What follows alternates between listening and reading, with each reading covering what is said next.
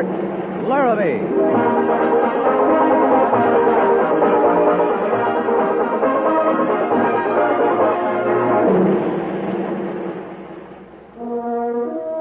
Fort Laramie, starring Raymond Burr as Captain Lee Quince. Specially transcribed tales of the dark and tragic ground of the wild frontier. The saga of fighting men who rode the rim of empire. And the dramatic story of Lee Quince, Captain of Cavalry.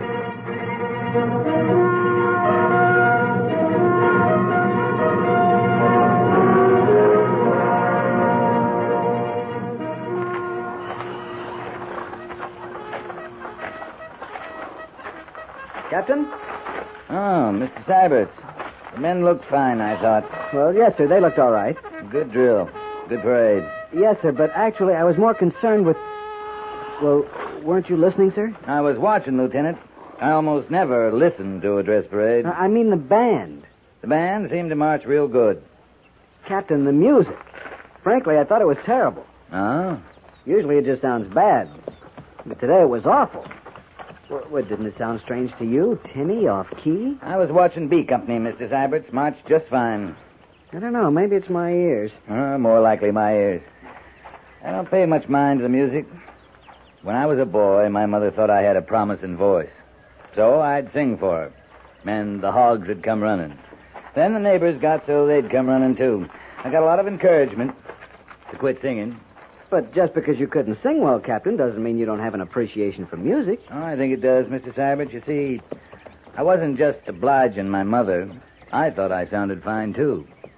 Well, you were considerably younger, sir. I'm sure you've outgrown all that by now. After all, with your mother to encourage you, you couldn't be blamed for thinking Around her neck she wore a yellow ribbon. Captain. She wore it in the winter and the merry month of May. And when they asked her why... Really, Captain, it was more about the regimental band than anything else, and if you didn't notice the band... Far away, far away. She wore it for her lover who was far, far away. Yes, well, I'm beginning to think I was very mistaken, if you'll excuse me, Far Captain. away, far... Captain Quince? Major Daggett? What are you doing? I was singing, sir. You call that singing? Yes, I do. But I suppose it's a minority opinion. Are you drunk, Captain? No, sir. I can account for the singing if you're interested, Major. I'm only interested in stopping it. We've had enough bad music around here for one day. I thought dress parade came off fine, sir. I was very proud of B Company. Captain, I don't want to hear another reference to dress parade today. Yes, sir. It's over. That's the only good thing about it. It's over. I don't want to discuss it. I don't want to hear it discussed. That's an order, Captain. Yes, sir. I won't even ask if you heard the band. Did you hear the band? Must have. I saw it. Seemed to me they marched real good. No matter if you heard it or not. If that bellowing you call singing's a sample of your ear for music that... Marched real good? I thought so, sir. If I want marching, I'll get a company of infantry. From a band, Captain, I expect just one thing, music. You think I'm being unreasonable? Kind of hard to get music out of busted instruments, I imagine. I realize some of the pieces are quite old. Schultz tells me in the field they have problems with rust, sand fouling the cornet pistons, but busted instruments? The report said the band was brawling over something Saturday night. Someone put his foot through a field drum. Some of the blowhorns got smashed. You read a report on a band brawl? Mm-hmm. On your desk. Sunday morning, Major. Oh. Well, I want to talk to the bandmaster, and if you'll stop delaying me, I will. Sorry to hold you up, Major. Lee. I'm sorry. For what? Well, I'm mad as the devil. I didn't mean to take it out on you. I was handy. And you were singing, don't forget. Kind of set me off. Set Mr. Syberts off, too. Fact of the matter is, we have guests on the post. I wanted to be especially proud of our band. Oh, and what they did to Boots and Saddles, I think it was Boots and Saddles. I gotta see Schultz. Tell him I thought the band marched real good.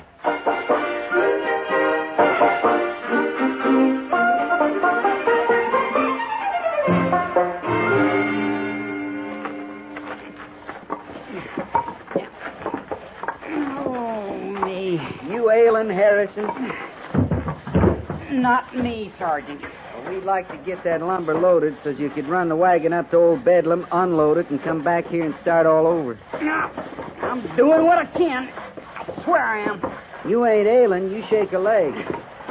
Both of them shaking now, Sergeant. All right, Harrison, come out with it. I got about half a minute's patience left. You know I'm a reasonable man. You know that right off. Well, if I'm not reasonable, maybe there's a cause. I ain't got long to wait. Like this contrary weather. It ought to be cooling off. Give a man a feel for hard work. It's got no right to be blazing hot this time of year. You're asking for a change of weather? I'd be obliged if you could arrange it, Sergeant. Anything, just any small thing would be an improvement. Well, now, you just come to the right man, Harrison. Just for you, I'm going to change the weather. You mind now you asked me to do it? Oh, I ask. I sure ask, all right. Trooper Harrison, Yes, Sergeant. report to the guardhouse.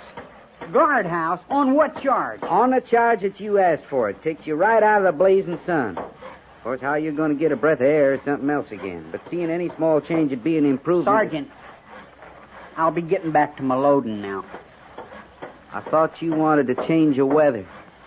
One day I'm going to learn to keep my mouth shut around here. That day comes, you write me a letter so I'll know. You know I can't write. I tell you one good thing, Harrison. I just ain't rising to any more bait, Sergeant. Fatigue's over in half an hour, and after supper... There's a band concert, I know. Well, it ain't going to cool me off none. Not a cent's worth. Only there ain't going to be no band concert. In fact, if Bandmaster Schultz can't explain himself any better to Major Daggett than he has so far... Oh, my foot! Maybe we heard the last toot ever from our regimental band.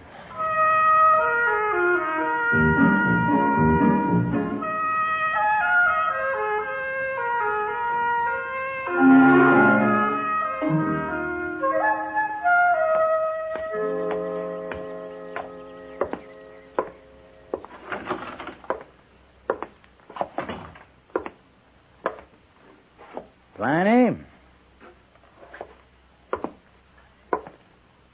Pliny?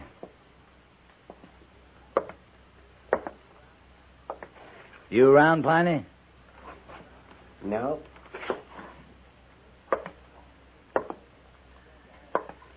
What are you doing behind the pickle barrel? You drop a penny? Are you alone, Captain? Sure. I'm not exactly open. It's almost 4:30. You'd open at midnight to sell a 2-penny cigar. Now come on out from behind that barrel. Well, oh my, it's unnerving. That's what it is. What did you want, Captain? What are you whispering about? Well, you never know who's listening these days. I'm listening. I'm hard put to hear you. Are you going to sell me a glass of beer, or do I have to draw it myself? Ha-ha. Aha. Who sent you? Pliny, it's a hot day. Oh, no, you don't, sir. I know an investigation when I see one.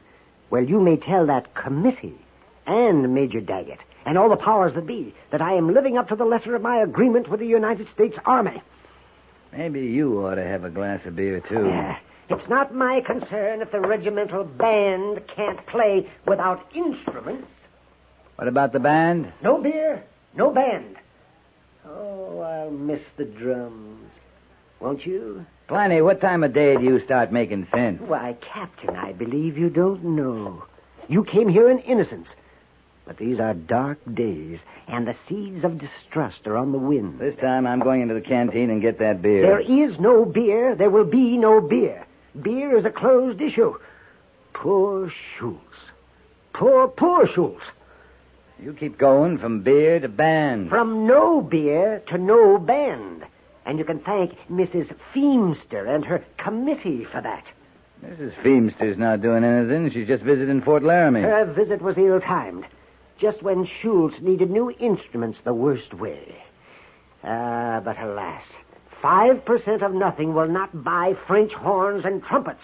And, oh my, I will miss the drums. I'm still not reaching you, am I, Captain? I know. No, you're not. Then let me put it simply. A, B, C. A is for the agreement. Now then, 5% of all proceeds from the sale of beer I give to B, which is the band.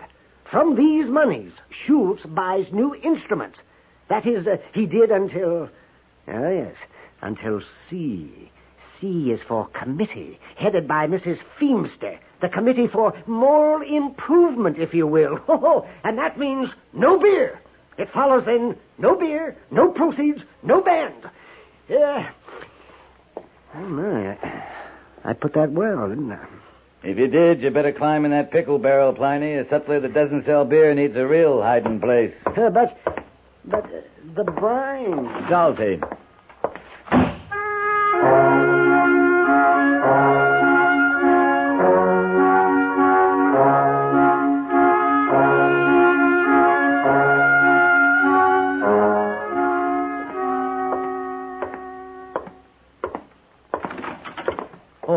Captain, I was just about to send for you. This came from the settlers, Major. You got any idea what's going on around here? Hold your voice down. Come here. Pliny was whispering, too, for a while. Now, listen to me, Lee.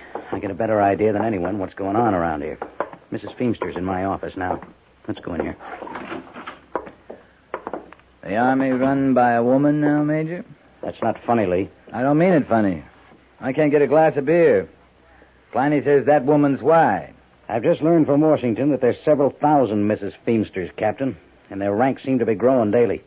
Not only that, but they're also Mr. Feemsters, and their voices are getting louder every day. Mrs. Feemster doesn't like beer? On moral grounds. She like whiskey better? Whiskey isn't the issue. Beer, light wines, such as are sold at the sutler's canteen. Then she likes whiskey better. She wouldn't see it that way. Besides, it isn't just the beer. That's just part of their plan for moral improvement. They want to see that all posts have libraries, more recreational facilities, concerts. From the regimental band playing on no instruments? Well, Mrs. Feemster realizes the problem there. I got nothing against libraries, recreation. We need 'em. But do you think we got any kind of a drinking problem at Fort Laramie? I've never been aware of one. If we had one, you'd be aware of it. We all would. And if we had one, it wouldn't be on account of beer served to the settlers. I know that, Lee. You act like this was up to me. Well, let me assure you, it isn't. Mrs. Feemster, post commander? I'm still in command here, and that means I still follow orders from Washington. That's where the real pressure's coming from.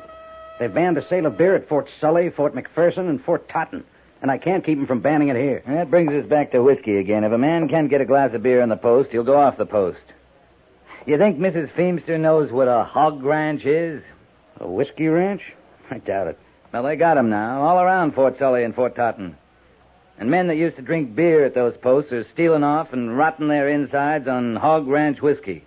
You seem pretty sure of your facts, Lee. Ask Major Trucks. He got the information at the post surgeons' meeting last month at Fort Randall. The post surgeons are recommending that they reopen the canteens. I wonder. Just wonder. No, it'd never work. No, what wouldn't work? I don't think even Major Trucks could convince Mrs. Feemster she was short-sighted.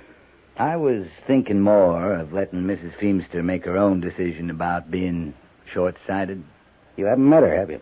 No, I'm kind of looking forward to it. Now, Lee. I'd like to volunteer to show Mrs. Feemster around the post tomorrow, Major. Volunteer? You might just tell her I'll call for her tomorrow, right after guard mount. Afternoon to you, Major.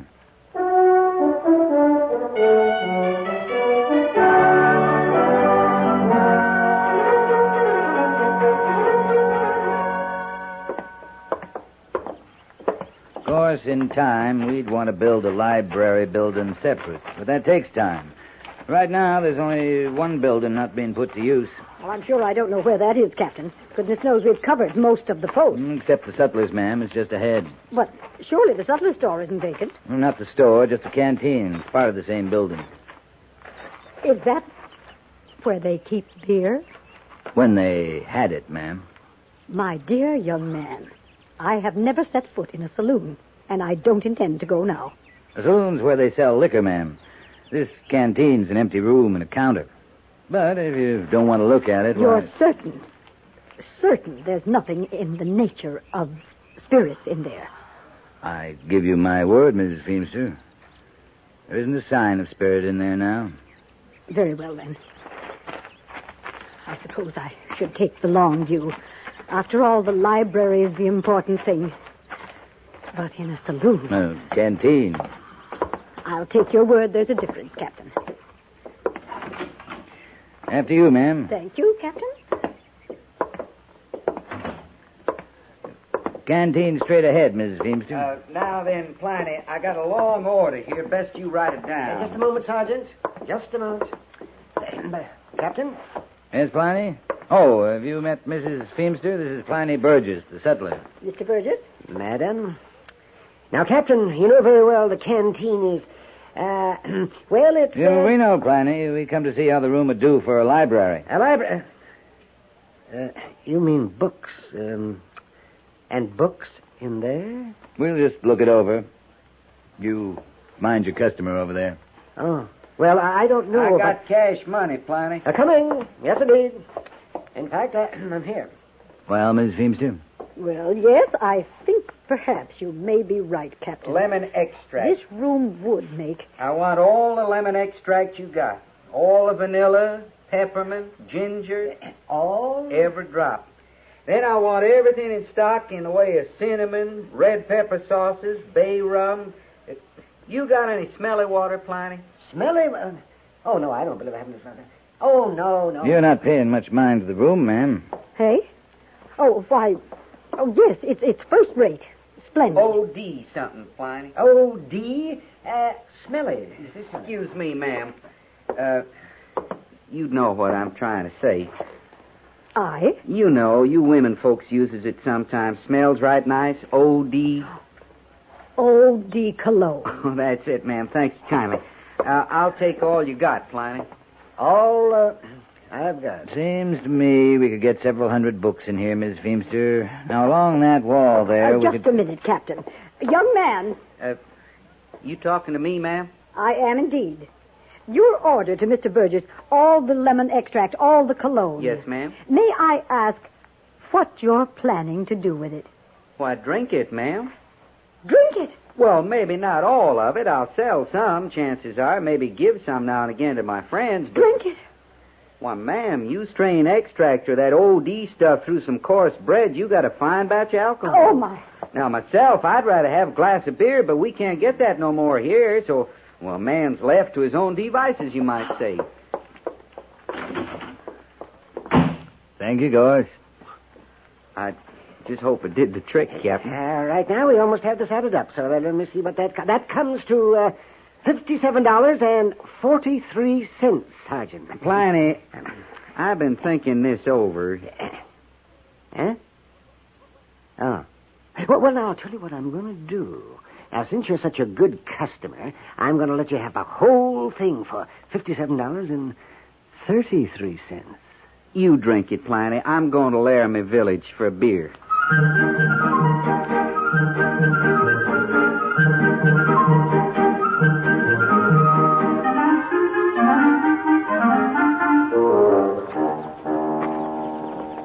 Why, Captain, you've come to say goodbye. No, I wasn't sure I'd be welcome, Mrs. Feemster. Major tells me you were a while settling down. I very nearly fainted. You may as well know that. And if it'd make you feel any better, it was all made up for your benefit, man. So Major Daggett assured me. Oh, my, Captain. I'm going back to Washington with a brand new outlook. I think our Committee on Moral Improvement may just revise its thinking a bit. You talked to the post surgeon. Indeed, I did. I'm taking the entire matter up with all of official Washington. Yes, ma'am. And I want to thank you for opening my eyes, Captain. And that nice orderly of yours. Harrison? Yes, Trooper Harrison. He's the one who makes those nice outdoor stoves. He is? He was cooking last evening down by the Laramie River. I was out for my evening constitutional, and he explained it all to me about his stove. A retort, a condenser, and a receiver. Harrison? He called it a stove? Oh, he had some other name for it. A foolish name, too. A foolish name like a stove? Yes, but I could see it was a stove. He's promised to send me the plans, show me just how to make it. Mrs. Feemster, that stove, now it's just... Oh, my goodness, the stage is ready. Goodbye, Captain. Goodbye, Mrs. Feemster.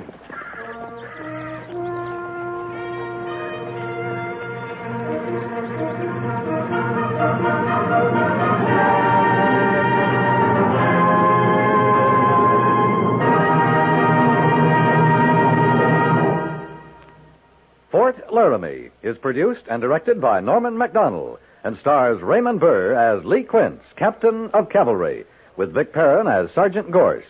The script was specially written for Fort Laramie by Kathleen Height, with sound patterns by Bill James and Ray Kemper, musical supervision by Amerigo Marino. Featured in the cast were Howard McNear, Jeanette Nolan, and Sam Edwards. Jack Moyles is Major Daggett, and Harry Bartell is Lieutenant Seibertz.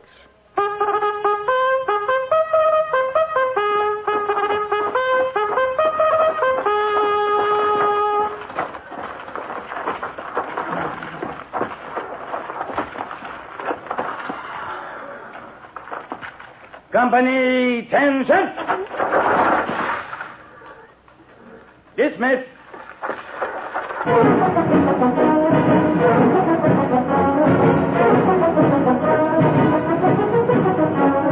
Next week, another transcribed story of the Northwest frontier and the troopers who fought under Lee Quince, Captain of Cavalry.